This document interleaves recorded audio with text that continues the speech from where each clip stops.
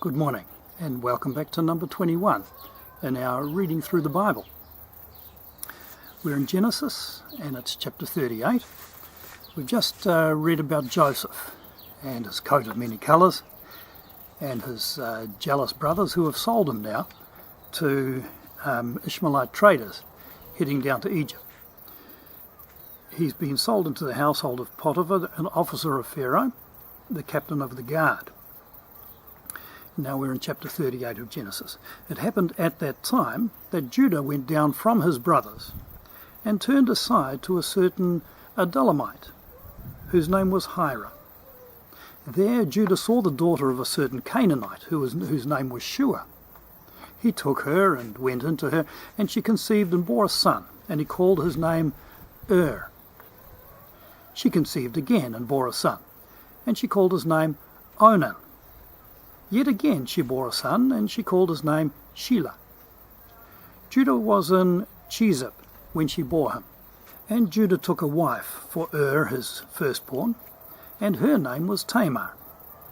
But Judah's firstborn, was wicked in the sight of the Lord, and the Lord put him to death. Then Judah said to Onan, "Go into your brother's wife and perform the duty of a brother-in-law to her, and raise up offspring for your brother." Now that even became part of the law of Moses, that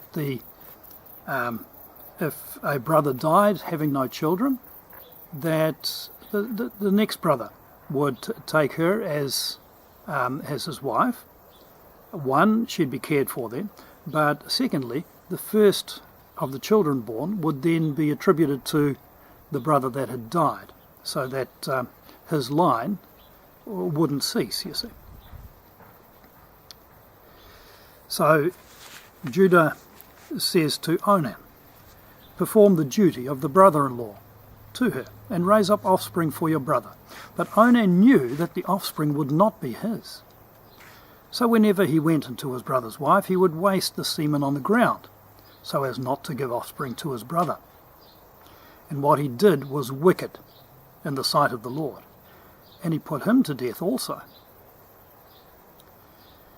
Now you remember Judah has had 3 sons, Onan and Shelah. Now Shelah's still young. Then Judah said to Tamar his daughter-in-law, "Remain a widow in your father's house till Shelah my son grows up," for he feared that he would die like his brothers. So Tamar went and remained in her father's house. In the course of time, the wife of Judah, Shua's daughter, died. When Judah was comforted, he went up to Timnah to his sheep shearers, he and his friend Hira the Adullamite. And when Tamar was told, "Your father-in-law is going up to Timnah to shear his sheep," she took off her widow's garments, covered herself with a veil, wrapped herself up, and sat at the entrance to Enaim, which is on the road to Timnah. For she saw that Shelah had grown up and she had not been given to him in marriage. I guess Judah was still afraid that something bad would happen to his third son, Shelah, because 2 of his boys had died, having been married to Tamar. So now Tamar is taking things into her own hand, acting like a prostitute, sitting by the side of the road with a veil. When Judah saw her, he thought she was a prostitute, for she had covered her face. He turned to her at the roadside and said, "Come, let me come in to you," for he did not know that she was his daughter-in-law. She said, "What will you give me, that you may come into me?" He answered, "I will send you a young goat from the flock." And she said, "If you will give me a pledge until you send it." He said, "What pledge shall I give you?" She replied, "Your signet, and your cord, and your staff that is in your hand." So he gave them to her, and went into her, and she conceived by him. Then she arose, went away, taking off her veil, and she put on the garments of her widowhood. When Judah sent the young goat by his friend the Adullamite to take back the pledge from the woman's hand, he did not find her. And he asked the men of the place, "Where is the cult prostitute that was at Enaim, at the roadside?" They said, "No cult prostitute has been here." So he returned to Judah and said, I've not found her. Also the men of the place said, no cult prostitute has been here. And Judah replied, let her keep the things as her own, or we shall be laughed at. You see, I sent this young goat, and you did not find her. About 3 months later, Judah was told, Tamar, your daughter-in-law, has been immoral. Moreover, she is pregnant by immorality. Listen to what Judah says. Judah said, bring her out and let her be burned. Already there's a terrible double standard here.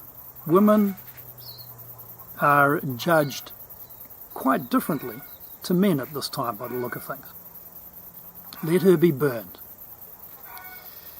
As she was being brought out, she sent word to her father-in-law, by the man to whom these belong, I am pregnant. And she said, please identify who these are, the signet and the cord and the staff. And Judah identified them and said, she is more righteous than I, since I did not give her to my son Shelah. And he did not know her again. He didn't have intimate relations with her from that time on. When the time of her labour came, there were twins in her womb. And when she was in labour, one put out his hand. And the midwife took and tied a scarlet thread to his hand, saying, this one came out first. But as he drew back his hand, behold, his brother came out. She said, what a breach you have made for yourself. Therefore his name was called Perez, which means breach. Afterward his brother came out with a scarlet thread on his hand, and his name was called Zerah. So Judah has 3 boys that are alive. Shelah, Perez, and Zerah. And it's through Perez that the line continues down to King David. Reading on chapter 39. Now Joseph had been brought down to Egypt, and Potiphar, an officer of Pharaoh, the captain of the guard, an Egyptian, had bought him from the Ishmaelites who had brought him down there. The Lord was with Joseph, and he became a successful man, and he was in the house of his Egyptian master. His master saw that the Lord was with him, and that the Lord caused all that he did to succeed in his hands. So Joseph found favour in his sight, and attended him, and he made him overseer of his house, and put him in charge of all that he had. From the time that he made him overseer of his house, and over all that he had, the Lord blessed the Egyptian's house for Joseph's sake. The blessing of the Lord was on all that he had in house and field. So he left all that he had in Joseph's charge, and because of him he had no concern about anything but the food he ate. Now, Joseph was handsome in form and appearance, and after a time his master's wife cast her eyes on Joseph and said, lie with me. But he refused and said to his master's wife, behold, because of me, my master has no concern about anything in the house, and he has put everything that he has in my charge. He is not greater in this house than I am, nor has he kept back anything from me, except yourself, because you are his wife. How then can I do this great wickedness and sin against God? Joseph recognized who he would be sinning against, ultimately, and that's God Almighty. And as she spoke to Joseph day after day, he would not listen to her, to lie beside her, or to be with her. But one day, when he went into the house to do his work, and none of the men of the house was there in the house, she caught him by his garment, saying, lie with me. But he left his garment in her hand and fled and got out of the house. The Bible does say in the New Testament, flee immorality. We are to get out of that situation. We're not just to grit our teeth and try to last the distance. No, flee immorality. And this is exactly what Joseph was doing. He fled and got out of the house. And as soon as she saw that he had left his garment in her hand and had fled out of the house, she called to the men of her household and said to them, see, he has brought among us a Hebrew to laugh at us, to mock us. He came in to lie with me, and I cried out with a loud voice. And as soon as he heard that I lifted up my voice and cried out, he left his garment beside me and fled and got out of the house. So she's making up lies here. Then she laid up his garment by her until his master came home. And she told him the same story, saying, the Hebrew servant whom you've brought among us came in to laugh at me. But as soon as I lifted up my voice and cried, he left his garment beside me and fled out of the house. As soon as his master heard the words that his wife spoke to him, this is the way your servant treated me, his anger was kindled. And Joseph's master took him and put him into the prison, the place where the king's prisoners were confined. And he was there in prison. But the Lord was with Joseph and showed him steadfast love and gave him favour in the sight of the keeper of the prison. And the keeper of the prison put Joseph in charge of all the prisoners who were in the prison. Whatever was done there, he was the one who did it. The keeper of the prison paid no attention to anything that was in Joseph's charge because the Lord was with him. And whatever he did, the Lord made it succeed. Great lesson there, isn't it?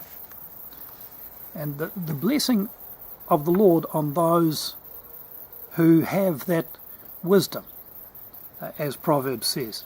The blessing on those who keep God's ways, trusting in the Lord with all their heart. And the Lord makes their way straight. Not that Joseph wanted to be in prison, but even in prison, he was a successful man. And we'll read on what happens to Joseph next time. But let's turn over to the book of Matthew. Now we're reading in Matthew chapter 21, the triumphal entry, Jesus coming into Jerusalem. Now when they drew near to Jerusalem and came to Bethphage, to the Mount of Olives, then Jesus sent 2 disciples, saying to them, go into the village in front of you, and immediately you will find a donkey tied and a colt with her. Untie them and bring them to me. If anyone says anything to you, you shall say, the Lord needs them, and he will send them at once. This took place to fulfill what was spoken by the prophet, saying, say to the daughter of Zion, behold, your king is coming to you, humble and mounted on a donkey, and on a colt, the foal of a beast of burden. The disciples went and did as Jesus had directed them. They brought the donkey and the colt and put on them their cloaks, and he sat on them. Most of the crowd spread their cloaks on the road, and others cut branches from the trees and spread them on the road. And the crowds that went before him and that followed him were shouting, Hosanna to the Son of David. Hosanna means save, and it became an expression of praise. Hosanna to the Son of David. Blessed is he who comes in the name of the Lord. Hosanna in the highest. And when he entered Jerusalem, the whole city was stirred up, saying, who is this? And the crowd said, this is the prophet Jesus from Nazareth of Galilee. And Jesus entered the temple and drove out all who sold and bought in the temple. Not a very good way to make yourself popular. He overturned the tables of the money changers and the seats of those who sold pigeons. He said to them, it is written, my house shall be called a house of prayer, but you make it a den of robbers. A house of prayer for all nations, in one of the other Gospels. They'd taken the area that was reserved for Gentile believers, those who weren't Jews by birth. There was a special area there that was for the Gentile believers as the house of prayer. And that was where they were buying and selling, you see. My house shall be called a house of prayer, but you make it a den of robbers. And the blind and the lame came to him in the temple, and he healed them. But when the chief priests and scribes saw the wonderful things that he did, and the children crying out in the temple, Hosanna to the Son of David, they were indignant. And they said to him, do you hear what these are saying? And Jesus said to them, yes, have you never read, out of the mouths of infants and nursing babies, you've prepared praise? And leaving them, he went out of the city to Bethany and lodged there. In the morning, as he was returning to the city, he became hungry, and seeing a fig tree by the wayside, he went to it, and found nothing, but only leaves. And he said to it, May no fruit ever come from you again. And the fig tree withered at once. When the disciples saw it, they marveled, saying, How did the fig tree wither at once? And Jesus answered them, Truly I say to you, if you have faith, and do not doubt, you will not only do what has been done to the fig tree, but even say to this mountain, Be taken up and thrown into the sea. It will happen. And whatever you ask in prayer, you will receive if you have faith. I don't believe that has changed. God desires us to have faith, and most of us have faith for salvation.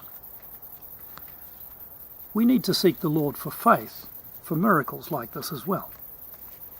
And when he entered the temple, the chief priests and the elders of the people came up to him as he was teaching and said, By what authority are you doing these things, and who gave you this authority? Jesus answered them, I also will ask you one question, and if you tell me the answer, then I will tell you by what authority I do these things. The baptism of John, where did it come from? He's asking about the baptism of John the Baptist. Where did it come from? From heaven or from man? And they discussed it among themselves, saying, If we say from heaven, he will say to us, Why then did you not believe him?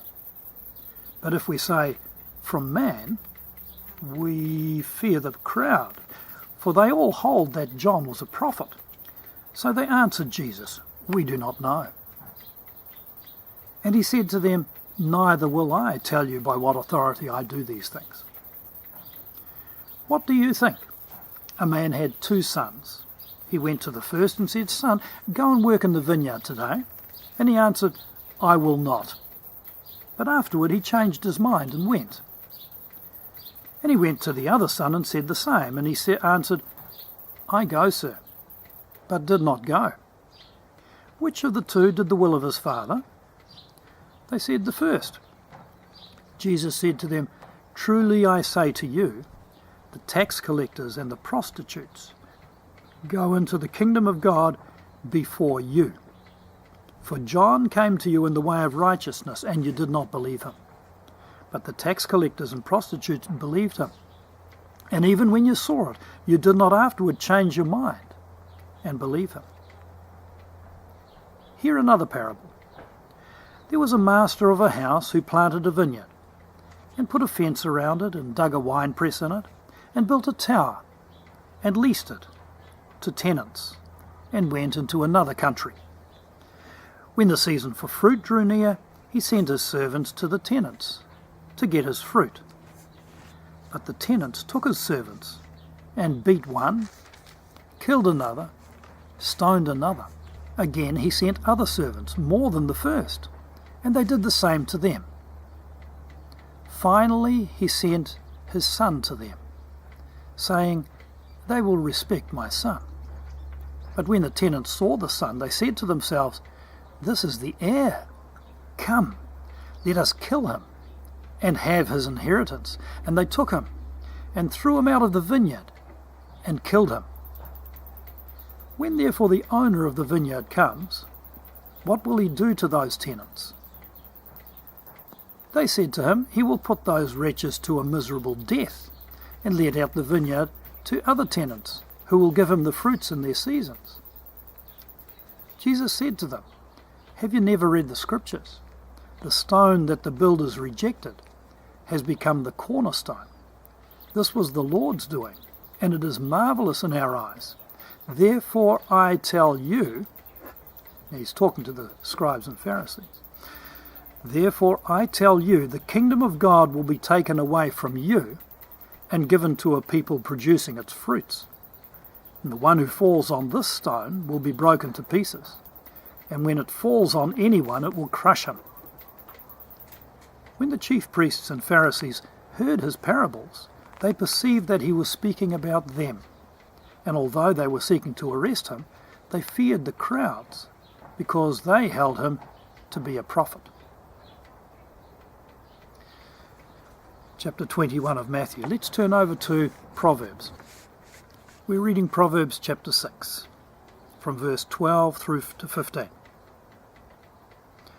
A worthless person, a wicked man, goes about with crooked speech, winks with his eyes, signals with his feet, points with his finger, with perverted heart devises evil, continually sowing discord. Therefore calamity will come upon him suddenly. In a moment he will be broken beyond healing. The wicked are devious. The righteous, they are upfront. What you see is what you get. Transparency. If a righteous person has an issue with someone, they need to go to the person up front themselves. There's the order. Go see the person. If they won't hear you, take someone else, but see the person. And if they don't hear that in the mouth of 2 or 3 witnesses, then they go to the church and hopefully get it sorted out. The worthless, the wicked people, they speak behind people's backs. They sow discord. It's all done in a hidden way. Let's be people that are up front. What you see is what you get. We need to be that kind of person. Those who are not hiding things. Well, that takes us to the end of the reading today. And thank you once again for joining us. And hopefully we'll see you again next time.